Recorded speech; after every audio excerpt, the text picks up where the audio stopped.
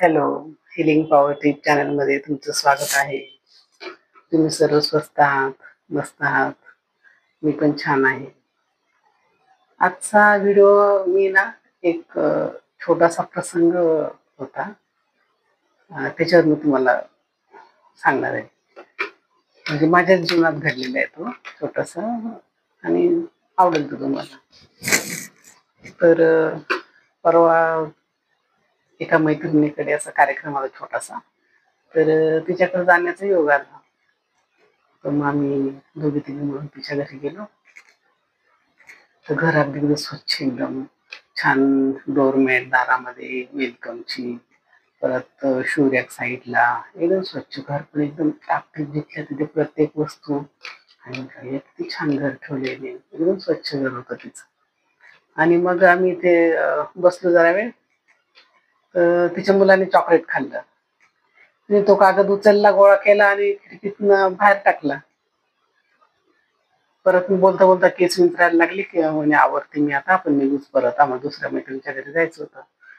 तर तिने केस विंचरले, त्या केसांचं गोल गोल गोल गोल केलं आणि खिडकीतनं बाहेर टाकलं. गॅलरीत उभं राहून केस विंचरले, गॅलरीतून बाहेर टाकून दिले. नंतर मग आमच्या गप्पा, आम्हाला थोडेसे फ्रूट वगैरे दिले. तो फ्रूटचा कचरा गोळा केला आणि गॅलरीतनं बाहेर फेकून दिलं. मग आम्हाला काही रावलं नाही. मग का ग तू, घर एवढं स्वच्छ आहे, असा कचरा का बाहेर टाकते? अगे सर्वच टाकतात म्हणे, बघ आमच्या इकडे बघ ते किती कचरा टाकलेला. आणि तिथे ती छान पार्किंग होती, आणि त्या पार्किंग शेड होतं ना पार्किंगचं पत्रा, त्याच्यावर पूर्ण कचरा टाकलेला लोक. आता मी म्हणते, हा कचरा आपल्या डस्टबिन असते, डस्टबिन मध्ये छान टाकायचा. पूर्वी कधी असं कोणी कचरा फेकत होतं का? पूर्वी तर तो कचऱ्याचं खत बनवायचे आणि शेताला हे करायचे. असा इथे कचरा असं उकिरडा, गावाला तसा उकिरडा राहायचा. आणि इकडे कुंडी, नगरपालिकेचे लोक असे व्यवस्थित सगळं कचऱ्याचं. आता ते हे चांगलं फ्लॅटमध्ये असून लोक बाहेर कचरा फेकतात. आणि ह्या कचऱ्याला पहिले लक्ष्मी मानायचे. पण आता तर वेगळंच झालं. आता तर छान डस्टबिन असतात, सुक्या कचऱ्याची, ओल्या कचऱ्याची. मग कसा छान कचरा टाकायचा. आम्हाला जरा ते हे वेगळंच वाटलं.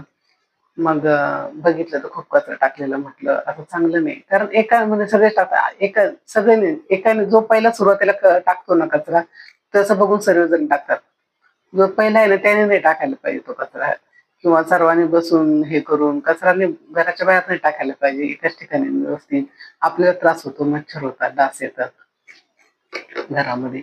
मग आम्ही ते झालं आमचं थोडंसं बोलणं वगैरे तिच्याशी. मग आम्ही दुसऱ्या मैत्रिणीच्या घरी गेलो होतो. तिचं पण छान घर होतं, व्यवस्थित आवरलेलं. मग तिने पण आम्हाला नाश्ता वगैरे दिला. पण मग तिने तो कचरा ना प्रॉपर त्याच्या डस्टबिन मध्ये त्याच्यात टाकला. मग आम्ही तिला म्हटलं, ते नाही अगं, मी 2 डस्टबिन केलेले आहे म्हणे, आणि मी ते ओला कचरा आहे ना त्याचं खत बनवते, आणि माझी कुंडी आहेत ना याच्यात गॅलरीमध्ये, त्याला मी छान ते खत करून घालतो. बघा, 2 मैत्रिणी, दोघींमध्ये वेगवेगळं ते वागणूक, हे वागायची पद्धत.